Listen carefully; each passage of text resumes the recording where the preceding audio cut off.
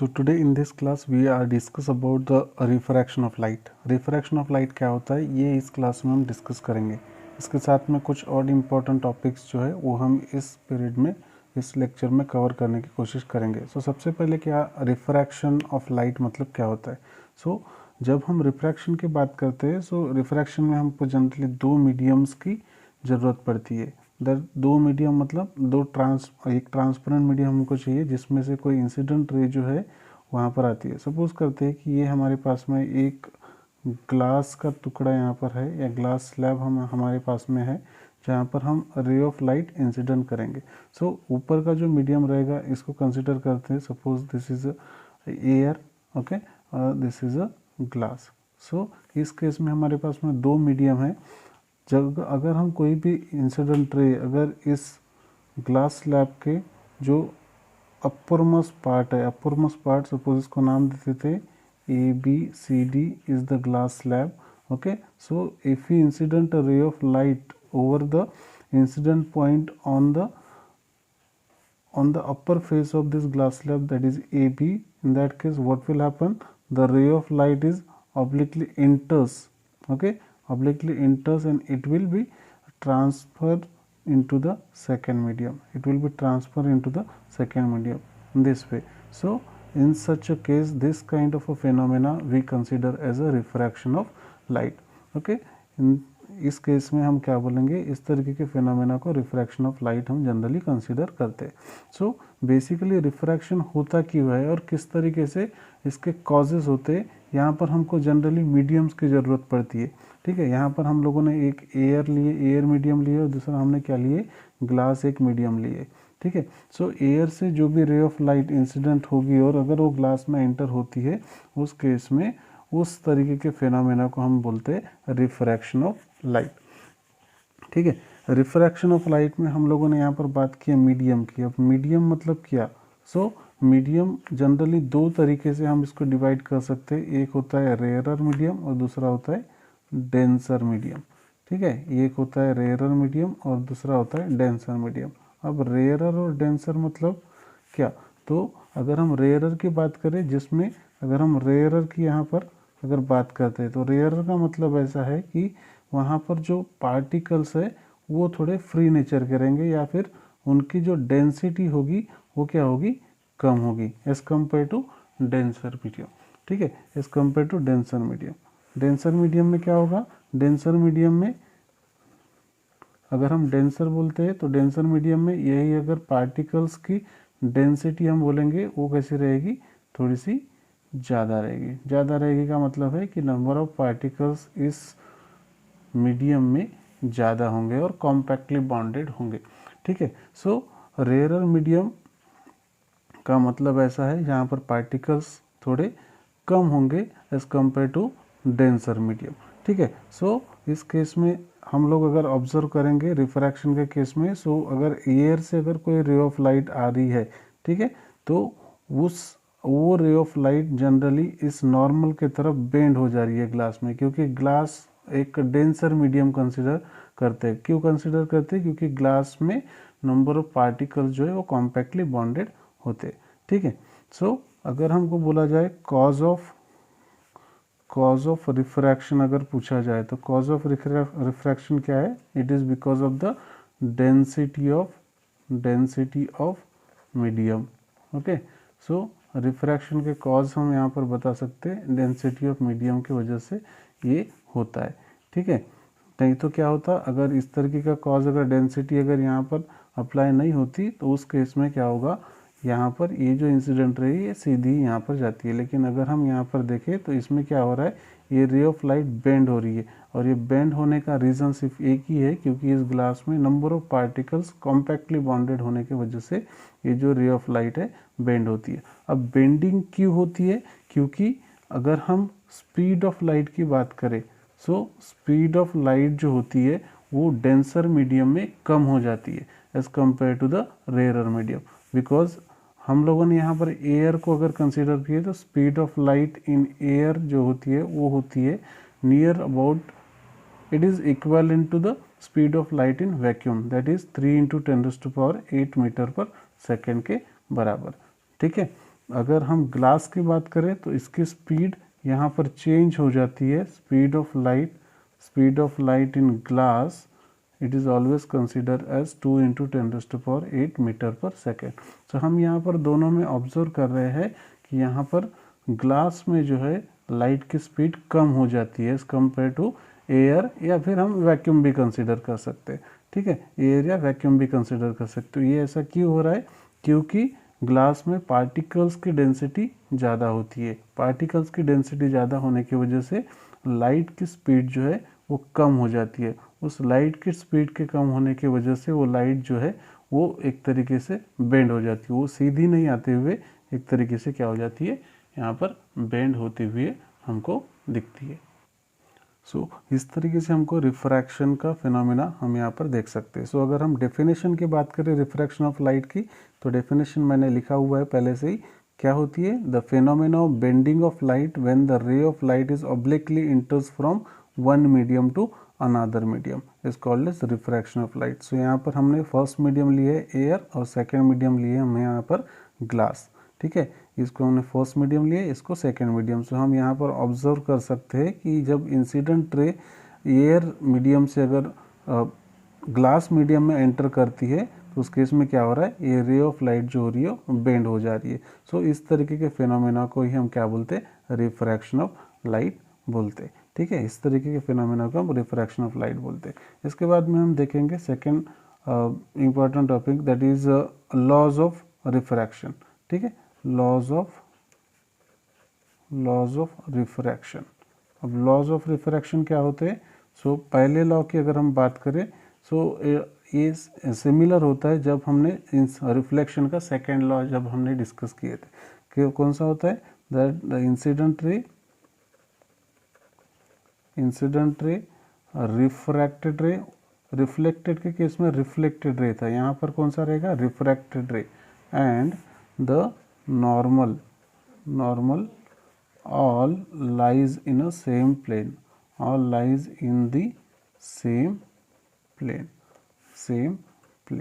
ठीक है, ये हमारा यहाँ पर फर्स्ट लॉ ऑफ रिफ्रैक्शन है। सेकेंड लॉ ऑफ रिफ्रैक्शन हमारे पास में होता है जिसको हम बोलते हैं स्नेल्स लॉ। ठीक है, जिसको हम बोलते हैं स्नेल्स लॉ, या फिर उस स्नेल्स लॉ के जो कांस्टेंट हमको मिलता है उसको हम बोलते हैं रिफ्रैक्टिव इंडेक्स। सो होता कैसे है, जब भी हम यहाँ पर बात करें अगर यहाँ पर एयर मीडियम की, तो इसका रिफ्रैक्टिव इंडेक्स जनरली हम कंसिडर करते हैं म्यू ए। ओके, और ग्लास का रिफ्रैक्टिव इंडेक्स हम कंसिडर करेंगे म्यू जी। ओके, सो रिफ्रैक्टिव इंडेक्स सबसे पहले हम यहाँ पर डिस्कस कर लेंगे क्या होता है रिफ्रैक्टिव इंडेक्स, उसके बाद में ही हमको ये स्नेल्स लॉ अच्छे से समझेगा। सो मैं यहाँ पर रिफ्रैक्टिव इंडेक्स सबसे पहले समझ लेते हैं, रिफ्रैक्टिव इंडेक्स क्या होता है। सो अगर रिफ्रैक्टिव इंडेक्स की अगर डेफिनेशन की बात करें, सो डेफिनेशन क्या होती है, the ratio of sine of angle of incidence to the ratio of sine of refraction. अगर डेफिनेशन की इसकी अगर बात करें, डेफिनेशन के बाद में इसको समझेंगे किस तरीके से होता है। So it is the ratio of sine of angle of incidence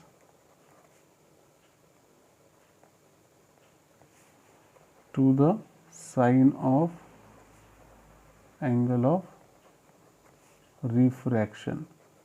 so mathematically अगर हम इसको लिखें तो मैथमेटिकली हम first of all refractive index को डिनोट किया जाता है म्यू साइन से, रिफ्रैक्टिव इंडेक्स को डिनोट किया जाता है म्यू साइन से। सो इसको लिखा जाता है sine of I to the sine of R. ठीक है, sine of I to the sine of R.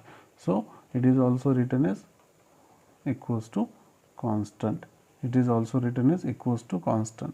ठीक है, अब यहाँ ये किस तरीके से आया है, ये अगर हम डिस्कस करेंगे तो ये देखो किस तरीके से आया। अगर हम इसका एयर का कुछ रिफ्रैक्टिव इंडेक्स होता है वो हम उसको म्यू ए से डिनोट कर रहे हैं, और ग्लास का रिफ्रैक्टिव इंडेक्स हम म्यू जी से डिनोट कर रहे हैं।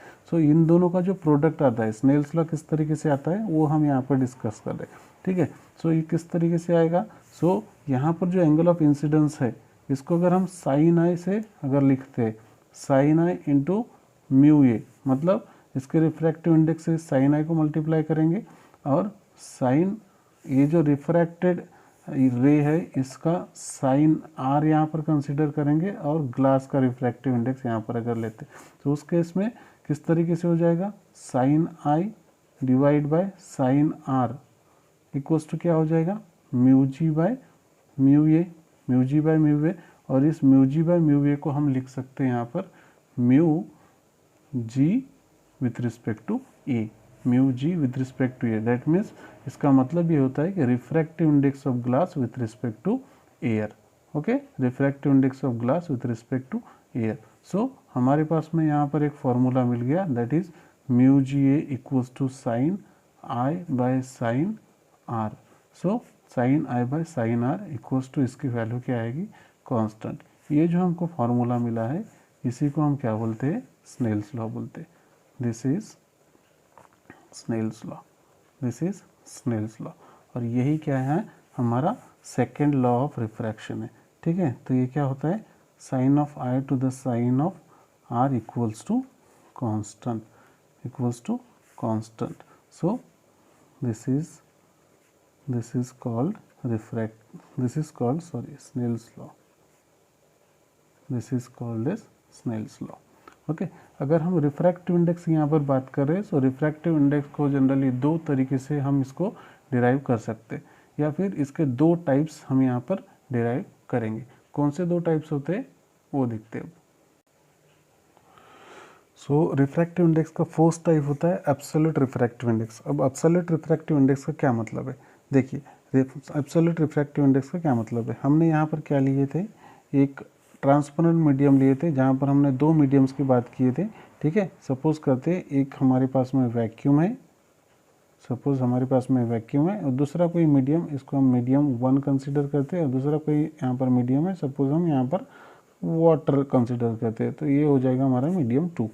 ओके, सो यहाँ से हम लोग अगर कोई रे इंसिडेंट करते हैं, सबसे पहले नॉर्मल ड्रॉ कर लेते हैं। नॉर्मल हमेशा हम परपेंडिकुलर ड्रॉ करते हैं, किसी भी सरफेस के, ट्रांसपेरेंट सरफेस के परपेंडिकुलर जो ड्रॉ करेंगे उसको हम क्या बोलेंगे, नॉर्मल बोलते हैं। सो यहाँ पर अगर कोई इंसिडेंट रे हम अगर इंसिडेंट कर रहे हैं तो ये जो एंगल बनेगा, ये एंगल होता है हमारा एंगल आई, और you can consider angle of incidence. Okay, after that it will be this incident ray, ये क्या है, इंसिडेंट रे, ये क्या है, इंसिडेंट रे। सो ये इंसिडेंट रे जैसे ही वाटर में इंटर करेगी तो ये क्या हो जाएगी, इस नॉर्मल के तरफ बेंड हो जाएगी, और इस नॉर्मल के साथ में एक एंगल बनाएगी जिसको हम बोलते हैं एंगल ऑफ रिफ्रैक्शन। ओके, और इस रे को बोलेंगे हम रिफ्रैक्टेड रे, इस रे को हम क्या बोलेंगे, रिफ्रैक्टेड रे यहाँ पर हम कंसिडर करते हैं। ठीक है, सो एब्सोल्यूट रिफ्रैक्टिव इंडेक्स का मतलब क्या होता है वो हम यहाँ पर अगर डिस्कस करेंगे। So mu equals to speed of light in vacuum to the speed of light in glass, to the speed of light in glass। इस तरीके का जब भी हम कोई रिफ्रैक्टिव इंडेक्स निकालेंगे जिसके न्यूमरेटर में अगर speed of light in vacuum या फिर एयर आता है, ठीक है, या फिर एयर आता है, उस केस में जो रिफ्रैक्टिव इंडेक्स निकलेगा वो रिफ्रैक्टिव इंडेक्स जो डिनोमिनेटर में हमको स्पीड ऑफ लाइट जिस भी मीडियम के दी है, इस केस में हमने यहाँ पर हमने क्या लिए, वाटर, तो यहाँ पर रिफ्रैक्टिव इंडेक्स किसका निकलेगा, वाटर का निकलेगा। तो हम क्या लिखेंगे, refractive index of water with respect to air. ठीक है, वैसे ये लिखने की ज़रूरत नहीं है क्योंकि एब्सोल्यूट रिफ्रैक्टिव इंडेक्स का मतलब यही है कि हम किसके रिस्पेक्ट में रिफ्रैक्टिव इंडेक्स निकाल रहे हैं, हमेशा एयर या वैक्यूम के रिस्पेक्ट में निकाल रहे। एयर या वैक्यूम के रिस्पेक्ट में क्यों निकालते, उसका भी रीज़न हमारे पास में, क्योंकि मिनिमम रिफ्रैक्टिव इंडेक्स किसका होता है, वैक्यूम या फिर एयर का होता है। ठीक है, मतलब जिसमें वेलोसिटी जो है वो मैक्सिमम रहेगी, उस केस में उसका रिफ्रैक्टिव इंडेक्स क्या होगा, मिनिमम होगा। जिस केस में वेलोसिटी मैक्सिमम होगी तो वेलोसिटी मैक्सिमम किसकी होती है, speed of light in vacuum will be maximum as compared to all other mediums, किसी भी मीडियम में अगर हम बात करें तो सबसे ज़्यादा वेलोसिटी या सबसे ज़्यादा स्पीड ऑफ लाइट कहाँ पर होती है, वैक्यूम में। तो उसका रिफ्रैक्टिव इंडेक्स क्या होगा, कम होगा। अब कितना रिफ्रैक्टिव इंडेक्स होगा, सो अगर हम कंसिडर करते refractive index, so speed of light in vacuum to the speed of light in vacuum, तो किसके बराबर आ जाएगा, 1 के बराबर आ जाएगा। मतलब मिनिमम रिफ्रैक्टिव इंडेक्स किसी भी मीडियम का, अगर हम स्पीड ऑफ लाइट इन यहाँ वैक्यूम की बात करें तो वैक्यूम का यहाँ पर रिफ्रैक्टिव इंडेक्स कितना आएगा, 1 के बराबर आएगा। वैक्यूम या फिर आप एयर दोनों कंसिडर कर सकते हैं, क्योंकि दोनों में स्पीड ऑफ लाइट जो है वो नियर अबाउट इक्वल है। अप्रॉक्सीमेट हम उसको 3 × 10⁸ मीटर पर सेकेंड ही एयर में कंसिडर करते। सो मिनिमम रिफ्रैक्टिव इंडेक्स कितना आएगा, 1 आएगा। इससे कम रिफ्रैक्टिव इंडेक्स किसी भी मटेरियल का नहीं आ सकता, क्योंकि सभी मटेरियल में स्पीड ऑफ लाइट जो है वो वैरी करती है, वो हमेशा 3 × 10⁸ मीटर पर सेकेंड से हमेशा थोड़ी कम ही होगी। ठीक है। सो अगर स्पीड ऑफ लाइट जो है वो अगर कम है, उस केस में इसका रिफ्रैक्टिव इंडेक्स क्या होगा, ज़्यादा होगा। रिफ्रैक्टिव इंडेक्स ज़्यादा होने का मतलब ऐसा है कि उस मीडियम में लाइट की स्पीड जो है वो कम होगी। ठीक है, उस मीडियम में लाइट की स्पीड कम होगी। इसीलिए हम जब भी एब्सोल्यूट रिफ्रैक्टिव इंडेक्स की बात करेंगे, सो वो किसी भी मीडियम का refractive index with respect to किसके होगा, एयर या फिर वैक्यूम के बराबर होगा। ठीक है, एयर या वैक्यूम के रिलेशन में हम उसको निकालते हैं, इसलिए उसको एब्सोल्यूट रिफ्रैक्टिव इंडेक्स बोला जाता है। अब दूसरा एक होता है हमारे पास में, दूसरा टाइप हमारे पास में है, जिसको हम बोलते हैं, इसको मैं बी नाम दे देता हूँ। ठीक है, जिसको हम बोलते हैं relative refractive index, relative refractive index. अब रिलेटिव रिफ्रैक्टिव इंडेक्स मतलब क्या होता है, ये हम यहाँ पर डिस्कस कर लेते हैं। रिलेटिव रिफ्रैक्टिव इंडेक्स का मतलब, इसका क्या मतलब है कि अगर यहाँ पर सपोज करो हम यहाँ पर 2 मीडियम ले रहे, एक मीडियम हम कोई भी मीडियम यहाँ पर कंसिडर कर सकते हैं। मैं एग्जांपल के तौर पर यहाँ पे ले रहा हूँ वाटर, मीडियम 1 यहाँ पर वाटर ले रहा हूँ, और दूसरा मीडियम यहाँ पर मैं ग्लास अगर ले रहा हूँ। उस केस में इसका रिफ्रैक्टिव इंडेक्स क्या होगा। सो अगेन हम यहाँ पर एक नॉर्मल ड्रॉ करते हैं, और ये यहाँ से एक इंसिडेंट रे अगर ड्रॉ करेंगे, तो उस केस में क्या होगा, अगर हम देखें वाटर और ग्लास का comparison, so density of glass ज़्यादा होती है as compared to water. So obviously ये जो रे है ये क्या होगी, थोड़ी बेंड हो जाएगी, इस तरीके से बेंड हो जाएगी। ये एंगल आई कहलाएगा, ये एंगल आर कहलाएगा। तो उस केस में अगर रिफ्रैक्टिव इंडेक्स निकालेंगे तो रिफ्रैक्टिव इंडेक्स क्या होगा, अगर रिफ्रैक्टिव इंडेक्स निकालते हैं, so mu equals to speed of light, speed of light in water, speed of light in water. क्यों हमने वाटर के ऊपर लिखे, क्योंकि इंसिडेंट रे कहाँ से आ रही है, वाटर से आ रही है। इसलिए हमेशा जहाँ से इंसिडेंट रे आती है, जहाँ से वो किसी दूसरे मीडियम में इंटर करती है, तो हमेशा न्यूमरेटर में फर्स्ट मीडियम होना चाहिए। ठीक है, सो न्यूमरेटर यहाँ आ जाएगा speed of light, speed of light in glass. So इस केस में अगर हम डिस्कस करें तो इस केस में रिफ्रैक्टिव इंडेक्स किसका होगा, refractive index of glass with respect to water. ठीक है, refractive index of glass with respect to water. ये कैसे हम लोग लिखते हैं, क्योंकि हम रे कहाँ से इंसिडेंट कर रहे हैं, वाटर से, और कहाँ पे इंटर कर रही है, कहाँ पे रिफ्रैक्ट हो रही है, ये ग्लास में। इसलिए हम किसका रिफ्रैक्टिव इंडेक्स निकालें, ग्लास का with respect to water. Okay, so इन दोनों के रिलेटिव रिफ्रैक्टिव इंडेक्स की वजह से हम इनको क्या बोल सकते हैं, रिलेटिव रिफ्रैक्टिव इंडेक्स। इन दोनों के रिलेशन में, या फिर हम ग्लास और वाटर का कंपैरिजन यहाँ पर कर रहे हैं, इसलिए हम क्या बोल सकते हैं, इसको रिलेटिव रिफ्रैक्टिव इंडेक्स बोल रहे हैं। हम यहाँ पर ग्लास को वाटर से रिलेट करा रहे हैं। ठीक है, अगर क्या हो कि अगर हम क्या करें कि सपोज करते हैं इसी केस को हम उल्टा कर देते, इसमें मीडियम 1 जो है वो ग्लास कंसिडर करते और वाटर को हम मीडियम 2 कंसिडर करते। ठीक है, सो अगेन नॉर्मल ड्रॉ कर लेता हूँ मैं यहाँ पर, और हम रे कहाँ से इंसिडेंट कर रहे, अब फर्स्ट मीडियम ग्लास से। तो हमको पता है कि ग्लास क्या है, वाटर से ज़्यादा डेंसर है, तो क्या हो जाएगा, ये जो लाइट है ये क्या हो जाएगी, बेंड हो जाएगी। ठीक है, bend away from the normal. So ये जो एंगल मिलेगा ये हमारा एंगल क्या होगा, आर के बराबर होगा। ठीक, सॉरी ये एंगल क्या होगा हमारा आर होगा, रिफ्रैक्टेड एंगल। इस केस में रिफ्रैक्टिव इंडेक्स क्या होगा, रिफ्रैक्टिव इंडेक्स में हम न्यूमरेटर में क्या लिखेंगे, स्पीड ऑफ लाइट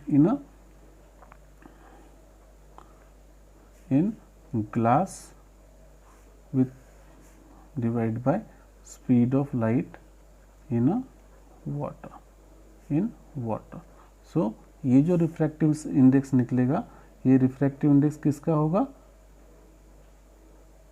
ये रिफ्रैक्टिव इंडेक्स किसका होगा, water with respect to glass. ठीक है, ये रिफ्रैक्टिव इंडेक्स किसका होगा, water with respect to glass. ठीक है, सो इस तरीके का अगर हम कोई दो मीडियम को अगर रिलेट करते तो उस केस में हम क्या बोल सकते हैं, इस तरीके के रिफ्रैक्टिव इंडेक्स को रिलेटिव रिफ्रैक्टिव इंडेक्स बोलते हैं।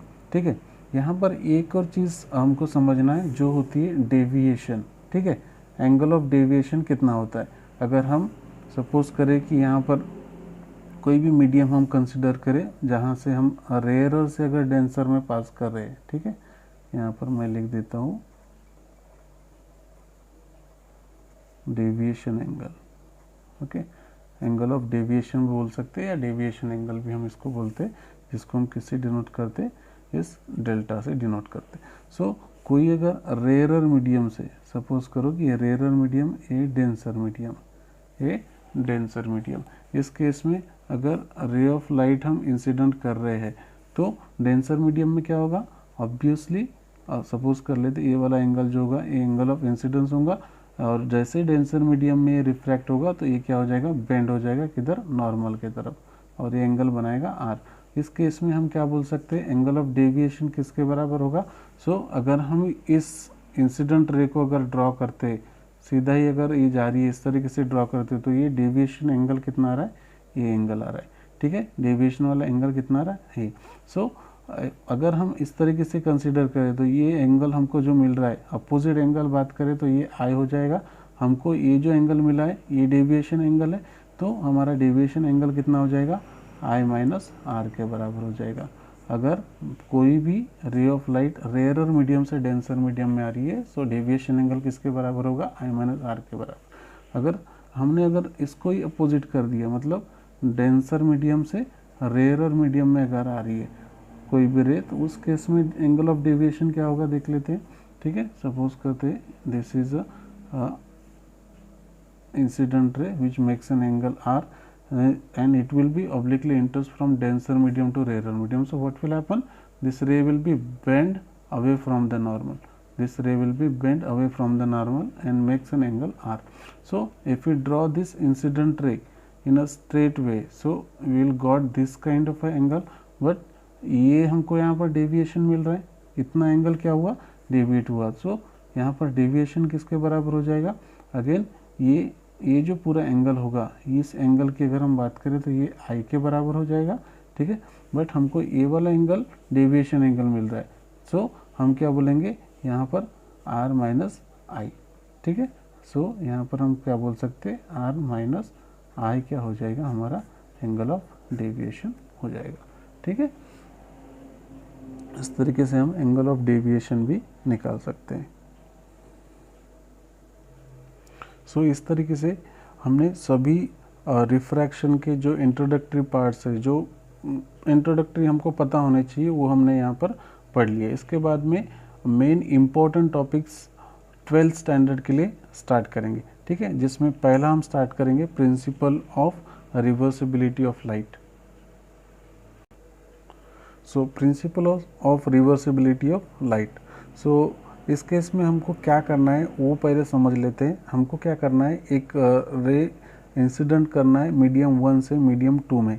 ठीक है, और वही रे को अगर हमने सपोज किस तरीके से करेंगे, मैं यहाँ पर थोड़ा सा यहाँ पर ड्रॉ कर देता हूँ। ठीक है, सपोज करते ये कोई हमारे पास में एक इंसिडेंट रे है।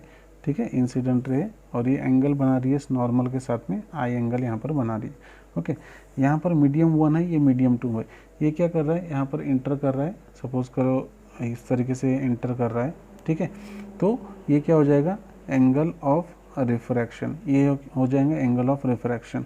अगर हम लोगों ने क्या कर लिए, यहाँ पर अगर कोई एक मिरर रखे perpendicular to this refracted ray, perpendicular to the refracted ray. उस केस में क्या होगा, अगर ये सेम लाइन या सेम रे जो है अपने इस टोटल पाथ को अगर रिट्रेस करती है, ठीक है, टोटल पाथ को रिट्रेस करती है, सो इस तरीके के प्रिंसिपल को हम बोलते हैं रिवर्सिबिलिटी ऑफ लाइट और principal of reversibility of light. ठीक है, इसके लिए हमको यहाँ पर एक डेरिवेशन देखना जरूरी है, जिसमें अगर हम लोगों ने refractive index of second is inversely proportional to the refractive index of first अगर यहाँ पर डिराइव कर दिए, तो उस केस में हम बोल सकते हैं कि ये जो रे ऑफ लाइट है ये अपना टोटल पाथ जो है वो रिट्रेस कर रही है। सो इसके लिए हमारे पास में मैंने यहाँ पर डेफिनेशन एक लिख के रखी है। ठीक है, डेफिनेशन क्या होगी इसकी principle of reversibility of light की।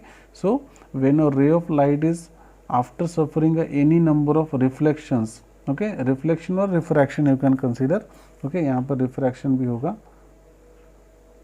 refraction has its final path reversed and it travels back along its same initial path. So this is called as principle of reversibility of light. So for that we are applying here Snell's law, applying Snell's law. So by Snell's law we can write here sine of I to the sine of R. Okay, you can write as the Snell's law, that is sine of I to the sine of R equals to the refractive index of second medium with respect to the first medium. हम लोगों ने यही अभी refractive index में पढ़े, refractive index of second medium with respect to the first medium. So suppose this is equation number 1. Okay, now after that उसके बाद में हमने क्या किया, यहाँ पर अगर कोई एक मिरर रख दिए परपेंडिकुलर टू द रिफ्रैक्टेड रे, सो इस केस में क्या होगा, अगर परपेंडिकुलर रखें मतलब क्या हो जाएगा, रिफ्रैक्टेड रे एक तरीके से नॉर्मल की तरह बिहेव करेगा, और नॉर्मल से कोई भी रे अगर पास करते हैं तो वो क्या होती है, रिफ्लेक्शन के केस में रिट्रेस करती है। रिट्रेस मतलब उसी पाथ पे क्या हो जाती है, बैक हो जाती है। सो मीडियम 2 से अगर हम बात करें तो साइन मीडियम 2 से बात करें तो ये रिट्रेस होते हुए कहाँ पे जाएगी, मीडियम 1 में जाएगी, और मीडियम 1 में जैसे ये इंटर करेगी तो ये सेम जो हम लोगों ने इंसिडेंट रे पास किए थे वो उसके बराबर या उसी पाथ में वो रिट्रेस हो जाएगी। सो सेकंड इस रिवर्स पाथ के लिए, for reverse path of light और पाथ ऑफ लाइट, इस रिवर्स पाथ के लिए अगर स्नेल्स लॉ की बात करें, स्नेल्स लॉ अगेन हम अगर इसको अप्लाई करते हैं जिसमें मीडियम 2 से मीडियम 1 में वो क्या हो रही है, पास हो रही है। सो स्नेल्स लॉ अगर यहाँ पर अप्लाई करते हैं तो क्या हो जाएगा, साइन ऑफ